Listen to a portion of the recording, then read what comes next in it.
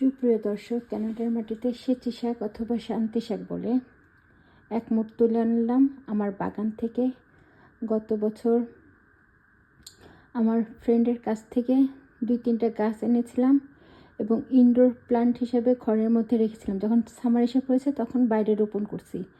এইটাই আমরা সারা বছর পুরো সামারটা খেতে পারবো, আর এটা অনেক দ্রুত বৃদ্ধি হয়। এখন আমি আমার কর্তার পছন্দ মতো চিংড়ি ভর্তা করব।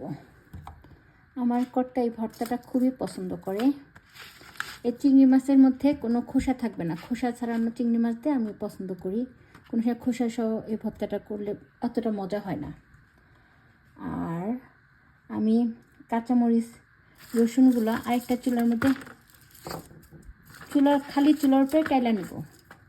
এটা একটা পোড়া পোড়া ভাব হয়, এটার একটা আলাদা একটা মাত্রা বহন করে, স্বাদের মাত্রাটা।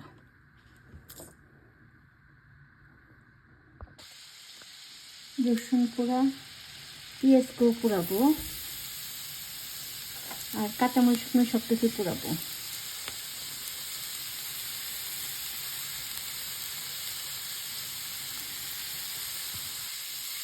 তারপর আমার একটা ছোট্ট একটা পাতা আছে, সেই পাতায় বাঁধবো।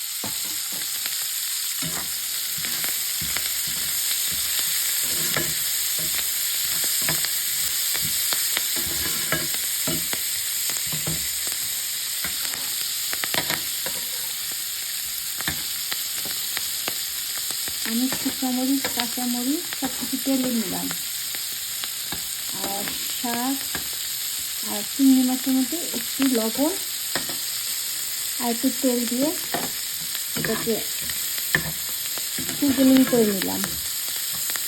যখন পুরোপুরি সিজনিং হয়ে যাবে তখন এটাকে পাটায় এতে ভর্তা করবো। এটা একটা অতুলনীয় স্বাদ হবে। দর্শক মণ্ডলী, আমার ছোট্ট একটা পাটারা দেখুন, আর পুতা যেটা বলে সেটা একটা অঙ্গহানি হয়ে গেছে। এখন কি করা, আমার এই পাটা দিয়েই বাটতে হবে আমার ওই উপকরণটাকে। বাটার মজাটাই আলাদা। ভর্তার প্রথম দিকে আমি কাঁচামরিচ, পেঁয়াজ, রসুন, শুকনো মরিচ এগুলোকে সব বেটে নিলাম। এরপরে আমি মিশাবো আমার সেই সেচি শাক আর চিংড়ি মাছ যে সিজনিং করে রাখছিলাম সেটাকে। সুপ্রিয় দর্শক, এই যে পাটায় মাখানো ভর্তা বানাইলাম, এটার স্বাদ অতুলনীয়। একটু কষ্ট হয়েছে, কিন্তু একটা জিনিস মনে রাখতে হবে, সংসারের যদি কাউকে ভালোবাসা যায়, সেই ভালোবাসার জন্য একটা দায়িত্ব তৈরি হয়। আর এই দায়িত্ববোধের কারণে সেই কাজটা অনেক বেশি আনন্দদায়ক হয়ে থাকে কষ্টের থেকেও। আর এখানে ভালোবাসা মেশানো রয়েছে আমার। আর ভর্তার আরেকটা মজার বিষয় হচ্ছে, ভর্তা কথায় আছে তেল, নুন, মরিচ দিয়ে চর্তা। যত আপনি ভালো করে মাখাইতে পারবেন ভর্তাকে, তত বেশি মজা হবে। আর এভাবে ভর্তাকে ট্রাই করবেন, দেখবেন অনেক বেশি ভালো লাগবে।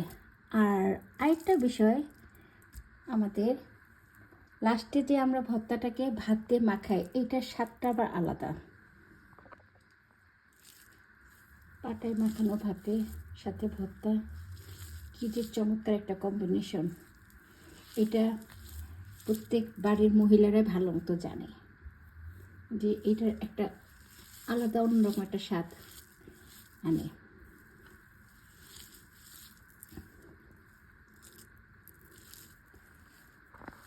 আজ এ পর্যন্তই। আল্লাহ হাফেজ। ভিডিওটি লাইক কমেন্ট শেয়ার করবেন।